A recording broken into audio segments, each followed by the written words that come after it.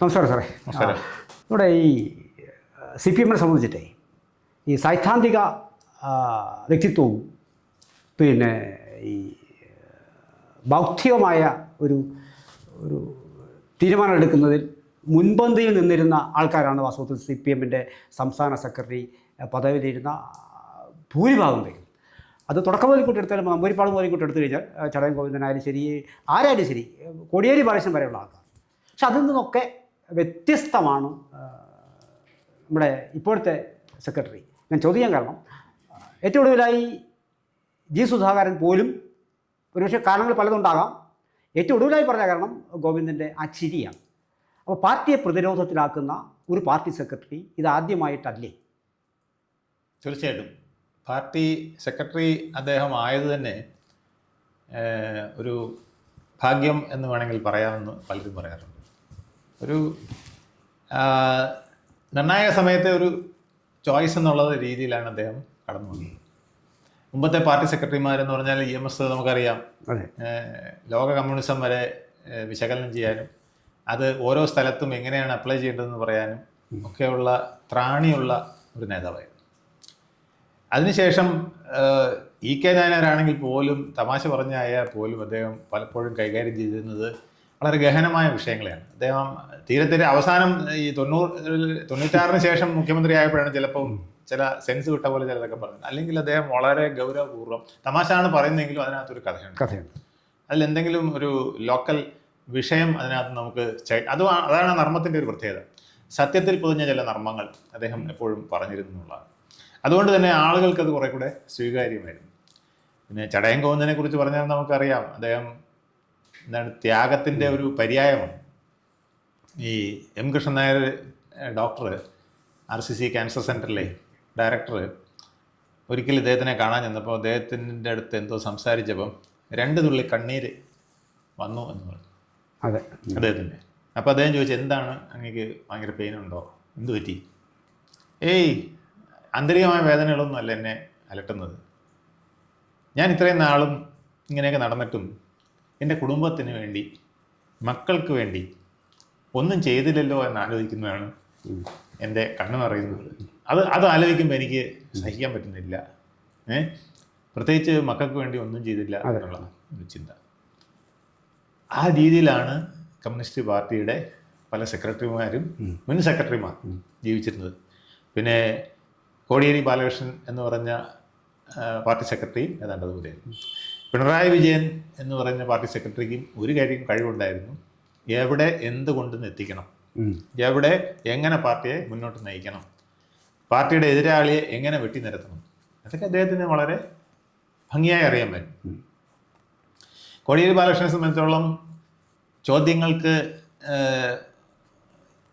അത് പത്രക്കാരുടെ ആവട്ടെ, പാർട്ടി മെമ്പർമാരുടെ ആവട്ടെ, എതിരാളിയുടെ ആവട്ടെ, ചോദ്യങ്ങൾക്ക് എപ്പോഴും ഇങ്ങനെ ഉത്തരങ്ങൾ ധാരാളമായിട്ട് വന്നുകൊണ്ടിരുന്നു. നല്ലൊരു വായനക്കാരനായിരുന്നു, നല്ല രീതിയിൽ സംസാരിക്കുന്ന ആളായിരുന്നു, നല്ല രീതിയിൽ ചിന്തിക്കുന്ന ആളായിരുന്നു. അതുകൊണ്ട് ഉത്തരങ്ങൾ വളരെ ലാഘവത്തോടെ അദ്ദേഹം പ്രസ് കോൺഫറൻസിലൊക്കെ വലിയ വിഷമമുള്ള ഉത്തരങ്ങൾ പോലും അനായാസമായി പറയുന്നത് കണ്ടിട്ടുണ്ട്.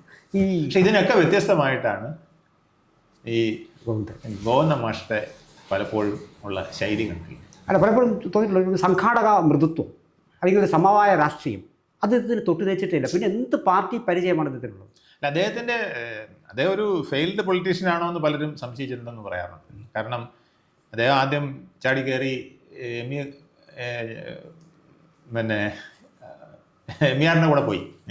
അതെ, MERന്റെ കൂടെ പോയി കുറച്ച് നാൾ കഴിഞ്ഞപ്പം അവിടെ പാർട്ടിയിൽ വലിയ എതിർപ്പും MERന് തന്നെ ജീവിക്കാൻ പറ്റാത്ത രീതിയിൽ പ്രശ്നങ്ങളും, കൂത്തുപറമ്പിലെ പ്രശ്നവും.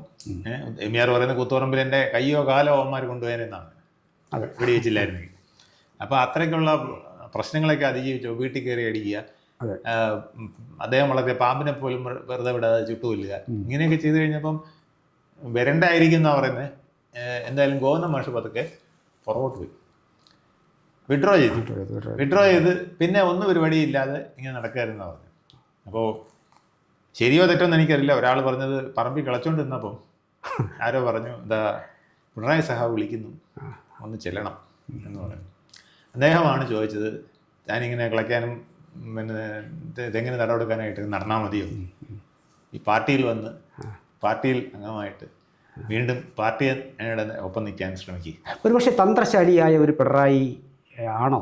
അതായത് 25 കൊല്ലത്തോളം പാർട്ടി സെക്രട്ടറി ആയിരിക്കുകയും പിന്നീട് പാർലമെൻ്ററി കേരളത്തിലെ മുഖ്യമന്ത്രിയായി വരികയും ചെയ്ത സാഹചര്യത്തിൽ സ്വാഭാവികമായും അദ്ദേഹം വിചാരിച്ചിട്ടുണ്ടാവും ഈ നേരത്തെ നമ്മൾ ചോദിച്ചതുപോലെ സാറിന് ചോദിച്ചതുപോലെ ഈ സൈദ്ധാന്തികമായ വ്യക്തതയുള്ള അല്ലെങ്കിൽ ആശയസമ്പുഷ്ടമായ കാര്യങ്ങൾ സംസാരിക്കാൻ കഴിയുന്ന സമാജ രാഷ്ട്രീയം ഇതൊന്നുമില്ലാത്ത ഒരു ഗോവിന്ദനെ പിടിച്ച് ഇവിടെ ഇരുത്തിയാൽ സ്വാഭാവികമായിട്ടും തനിക്ക് തന്നെ സുഗമമായുള്ള പോക്കിന് ഒരു വഴിയൊരുക്കും. ഒന്ന്, ഈ അതിന് ശേഷമാണെന്ന് തോന്നുന്നു ഈ ഗോവിന്ദൻ എന്ന് പറയുന്ന സംസ്ഥാന സെക്രട്ടറി വന്നതിന് ശേഷമാണ് ഈ സെക്രട്ടറിയുടെ ഉത്തരവാദിത്തങ്ങൾ പിന്നെ സർക്കാരിനെ നോക്കി നടത്തുക, നയിക്കുക എന്നുള്ള അത് ഒഴിഞ്ഞിട്ട് സർക്കാർ കാര്യങ്ങളെ ന്യായീകരിക്കുന്ന സെക്രട്ടറിയായി മാറി. ഇത് പിണറായി മുന്നിൽ കണ്ടുകൊണ്ട് ചെയ്ത പ്രവൃത്തിയാണെന്ന് ചിന്തിക്കാൻ കഴിയും. തീർച്ചയായിട്ടും. കാരണം അദ്ദേഹത്തിന് അറിയാം, തലയെടുപ്പുള്ള ഒരു സെക്രട്ടറി, തലയെടുപ്പുള്ള ഒരു മന്ത്രി ഒക്കെ തൻ്റെ കൂടെ വന്നാൽ തനിക്കതൊരു ബുദ്ധിമുട്ടാകും. അദ്ദേഹം ഒരു ഒറ്റയാൻ പാതയിൽ പോകുന്ന ആളാണ്, നമുക്കൊക്കെ അറിയാമല്ലോ. അദ്ദേഹത്തിൻ്റെ തീരുമാനങ്ങൾ നടപ്പിലാക്കാനായിട്ട് ആളുകൾ മതി. ചിലരെങ്ങനെയാണ് മനസ്സിലായില്ലേ? ചിലർ മറ്റുള്ളവരുടെ കൂടെ അഭിപ്രായങ്ങൾ ഏറ്റെടുത്തുകൊണ്ട് കേട്ടുകൊണ്ട് അതിനെ ഒന്ന് പൊലിപ്പിച്ച് നേതാവായിട്ട് മുന്നോട്ട് പോകുന്നവരുണ്ട്. ഇപ്പം നരേന്ദ്രമോദിയെക്കുറിച്ച് അങ്ങനെയാണ് പറയുന്നത്. കാരണം ആരുടെ നിന്ന് എന്തെങ്കിലും കിട്ടിയാലും അതിങ്ങനെ എടുത്തിട്ട് തൻ്റെ ആശയം കൂടി ചേർത്തിട്ട് പൊലിപ്പിച്ച് അതിങ്ങനെ കൊടുക്കുന്ന ഒരു ശൈലിയുണ്ട്. പക്ഷെ പിണറായിയുടെ ശൈലി അങ്ങനെയല്ല. അദ്ദേഹം തനിക്ക് ഒരു ക്ലിയർ കട്ട് ഐഡിയ ഉണ്ട്, എങ്ങനെ പോകണം, ഈ പ്രശ്നം എങ്ങനെ പരിഹരിക്കണം, ആ പ്രശ്നം എങ്ങനെ പരിഹരിക്കണം എന്നൊരു ഐഡിയ വെച്ചിട്ടുകൊണ്ടാണ് അദ്ദേഹം മുന്നോട്ട്. അപ്പം അദ്ദേഹത്തിന് ഈ ഉപദേശികളുണ്ട്, അത് വെറും വിഷയങ്ങളിൽ അധിഷ്ഠിതമായ ഉപദേശമാണ്. അല്ലാതെ പാർട്ടിയെ എങ്ങനെ മുന്നോട്ട് കൊണ്ടുപോകണം, ഇപ്പം സർക്കാരിനെ എങ്ങനെ മുന്നോട്ട് കൊണ്ടുപോകണം, ഈ പ്രശ്നത്തെ എങ്ങനെ പരിഹരിക്കണം എന്നൊന്നും അദ്ദേഹത്തിൻ്റെ അടുത്ത് ആരും പറയുന്നത് അദ്ദേഹത്തിന് ഇഷ്ടമല്ല. സിറ്റുവേഷൻസ് മാത്രം അദ്ദേഹം അസസ് ചെയ്ത് കാര്യങ്ങൾ ചെയ്തുകൊണ്ട് പോകുന്നതാണ്. അദ്ദേഹത്തിന് പാർട്ടി സെക്രട്ടറി എന്ന് പറയുന്നത് ഒരു ഏറാൻമൂളി മതി എന്നുള്ളതാണ്. അതിന് പ്രധാന കാരണം VS പാർട്ടി സെക്രട്ടറി ആയിരുന്നപ്പോൾ അദ്ദേഹത്തിന് മനസ്സിലായി കരുത്തനായ ഒരു പാർട്ടി, നമ്മൾ VSന്റെ കാര്യം പറഞ്ഞില്ല, party secretary VS party secretary ആയിരുന്നപ്പം പാർട്ടി എങ്ങനെ മുന്നോട്ട് പോകണമെന്നുള്ളതും പാർട്ടിയുടെ ഓരോ കാര്യങ്ങളും ഓരോ ബ്രാഞ്ച് വരെ എങ്ങനെ എത്തി അത് അവിടെ ഫലിപ്പിച്ച് നടത്തണമെന്നുള്ളതിനെ കുറിച്ച് വളരെ ധാരണയായിരുന്നു. അദ്ദേഹത്തിന് താഴെത്തട്ടിൽ വരെ ആളുണ്ടായിരുന്നു, അവിടെ എന്ത് നടന്നില്ല എന്നുള്ളത് അദ്ദേഹത്തിൻ്റെ അടുത്തെത്തുമായിരുന്നു. ഇങ്ങനെയൊക്കെ ചില പ്രത്യേകതകളുണ്ടായിരുന്നു. അപ്പോൾ ഫുൾ പാർട്ടി കൺട്രോളിൽ പോകുന്ന ഒരു പിന്നെ VS ആണ് അവിടെ വരുന്നത്. അവിടെ ഭരണത്തിലിരുന്നത് ആ സമയത്ത് നായനാരായിരുന്നു. നായനാരെ പോലും പലപ്പോഴും നായനാർ ഇങ്ങനെ വളമില്ലാതെ ചാടുന്ന, പക്ഷെ എന്നാൽ പോലും പിടിച്ചു നിർത്തുന്ന വളരെ ശക്തമായ ടൈംലി ഇടപെടൽ നടത്തുകയും, എന്തിന് നായനാരുടെ ആദ്യത്തെ മന്ത്രിസഭ നല്ല സുഗമമായിട്ട് മുന്നോട്ട് പോയപ്പോൾ അവിടെ 4-ാം വർഷം രാജിവെച്ച് പോകാൻ പറയാൻ വരെ VSന് കഴിഞ്ഞു അല്ലേ? അത് കണക്കുകൂട്ടൽ തെറ്റിയത് രാഹുൽ ഗാന്ധിയുടെ മരണമാണ്. ഇല്ലെങ്കിൽ VS അന്ന് മുഖ്യമന്ത്രി ആയാലും. പക്ഷെ അവിടെ അപ്പൊ നായനാര് പിന്നീട് പറയുകയും ചെയ്ത് ഇതാണ് കുഴപ്പം, നമുക്ക് ചില സ്വാർത്ഥ താല്പര്യം വെച്ചിട്ട് ചിലത് ചെയ്താൽ ചീറ്റി പോകുന്നുള്ളത് ഇപ്പൊ മനസ്സിലായ എന്നൊരു പൊതുയോഗത്തിൽ ഈ ഭംഗ്യന്തരാണ് അദ്ദേഹം ഈ വിഷയം എടുത്തിട്ടല്ല, വേറൊരു വിഷയത്തിൽ VSനെ കൂടെ ഇരുത്തിക്കൊണ്ട് അദ്ദേഹം പറഞ്ഞതായിട്ട് പറയുന്നത് കേട്ടിട്ടുണ്ട്. അല്ല സാർ, ഞാനിതിപ്പോൾ ചോദിക്കാൻ കാരണം എന്ന് പറയുന്നത്, ഇപ്പോൾ ഞാൻ മുൻകാലങ്ങളിൽ നമ്മുടെ പ്രായം വെച്ചിട്ട് ഞാൻ കുറച്ച് ആൾക്കാരെ കണ്ടിട്ടുണ്ട്.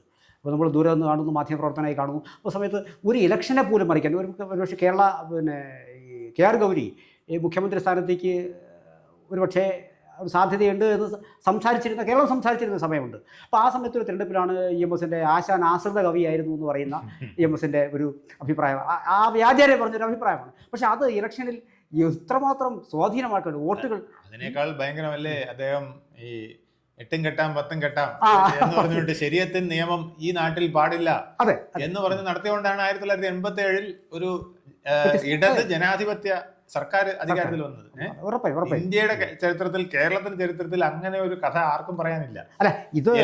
എല്ലാ ജാതി മത സംഘടനകളെ എതിർത്തുകൊണ്ട് ഒരു രാഷ്ട്രീയ പ്രസ്ഥാനം 1987 അത് EMSന്റെ ബ്രെയിനാണ്.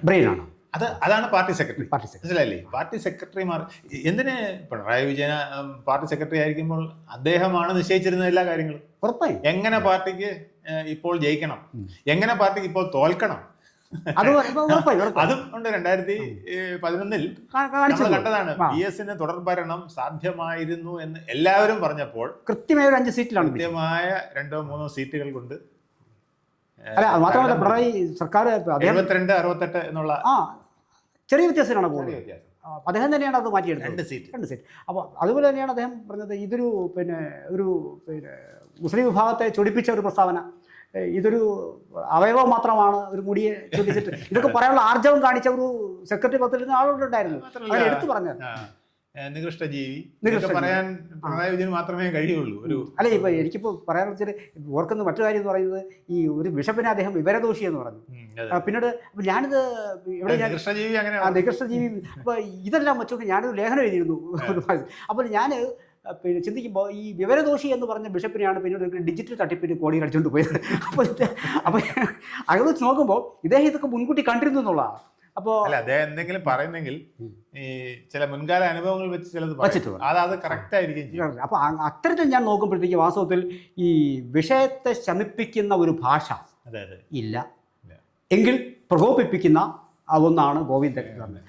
അപ്പോൾ അതുകൊണ്ടാണ് ഞാൻ സാറിനോട് ചോദിച്ചത്, ഈ ഗോവിന്ദൻ ഇങ്ങനെ പോയാൽ പാർട്ടിക്ക് അവസാനമായി ചുരുട്ടിക്കെട്ടലിന് ഗോവിന്ദൻ്റെ കോൺട്രിബ്യൂഷൻ ആയിരിക്കും ഏറ്റവും കൂടുതൽ എന്നാണ് എനിക്ക് പലപ്പോഴും തോന്നിയിട്ടുള്ളത്. സാറിന് ഗോവിന്ദം എന്ന് പറയേണ്ടി വരുമെന്നാണ് സാർ ചോദിക്കുന്നത്.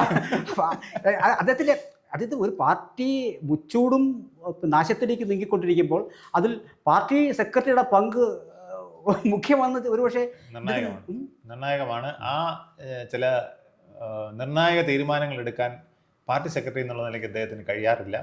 പ്രത്യേകിച്ച് ഇപ്പോൾ നടന്ന ചില സീറ്റ് വിഭജനങ്ങളിലൊക്കെ വന്നിരിക്കുന്ന കാര്യങ്ങൾ നമുക്ക് ബോധ്യമാവും. അദ്ദേഹത്തിൻ്റെ ഭാര്യ PK ശ്യാമള മത്സരിക്കുന്നത് അത് വലിയ വിമർശനം ഉണ്ടാക്കിയിരിക്കുകയാണ്.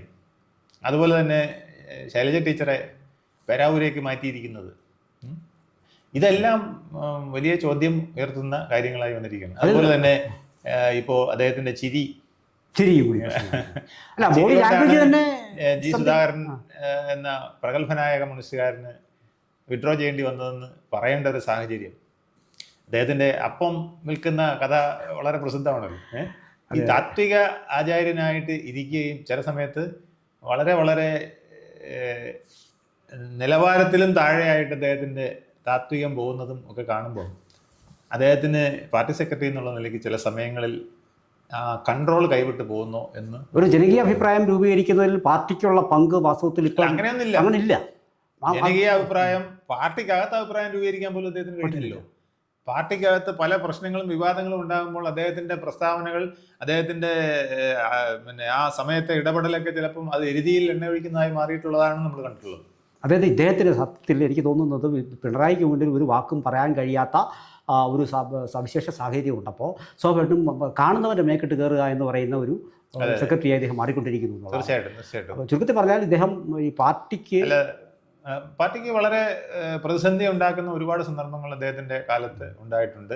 നമ്മുടെ അൻവറിൻ്റെ പ്രശ്നമുണ്ടല്ലോ, അൻവറിൻ്റെ പ്രശ്നം പോലും ശരിക്കും പറഞ്ഞാൽ ഗോവിന്ദൻ മാഷിന്റെ കയ്യിൽ നിൽക്കാമായിരുന്നതായിരുന്നു എന്നാ പറഞ്ഞു. ഗോവിന്ദൻ മാഷിന്റെ അടുത്ത് അയാൾ രണ്ടാമത് പോയതാണ്. മുഖ്യമന്ത്രി പറഞ്ഞ് നിങ്ങൾ പാർട്ടി സെക്രട്ടറിയെ കാണുമെന്ന് പറഞ്ഞ് വിട്ടതാണ്. ചിരിച്ചോണ്ടാണ് ഗോവിന്ദൻ മാഷിന്റെ അടുത്ത് വന്നത്. പക്ഷേ ഗോവിന്ദൻ മാഷിക്ക് അൻവറിനെ സമാധാനിപ്പിച്ച് നിർത്താനോ അൻവറിനെ ഒപ്പം നിർത്താനോ പറ്റുന്ന ഒരു സന്ദേശം നൽകാൻ കഴിഞ്ഞില്ല. അതാണ് പിന്നീട് അൻവർ ചാടിപ്പോകാനുള്ള ഒരു കാരണവും എന്നാണ് പറയുന്നത്. അപ്പം ഇങ്ങനെ പല പ്രശ്നങ്ങളും പ്രതിസന്ധികളും ഉണ്ടാകുമ്പം ഗോവിന്ദൻ മാഷിന്റെ നയം, ഗോവിന്ദൻ മാഷിന്റെ സംഭാഷണം, ഗോവിന്ദൻ മാഷിന്റെ താത്വിക വിശകലനം ഒക്കെ പലപ്പോഴും പാർട്ടിയെ പ്രതിസന്ധിയിലാക്കിയിട്ടുണ്ട് എന്നുള്ളത് സത്യമാണ്. എന്തായാലും ഇത് കാത്തിരുന്ന് കാണാം. അദ്ദേഹത്തിൻ്റെ സംഭാഷണം എന്നും വളവിലുണ്ട് പാർട്ടിയുടെ അന്ത്യത്തിന് എന്നുള്ളത് കൂടി കാത്തിരുന്ന് കാണാം. കൂടുതൽ വാർത്തകളും വിശേഷങ്ങളും നേരിട്ട് ലഭിക്കാൻ ജനങ്ങളിൽ നിന്ന് ജനങ്ങളിലേക്ക് ജനഭൂമി ന്യൂസ് സബ്സ്ക്രൈബ് ചെയ്യൂ. ബെൽ ബട്ടൺ അമർത്താനും മറക്കരുത്.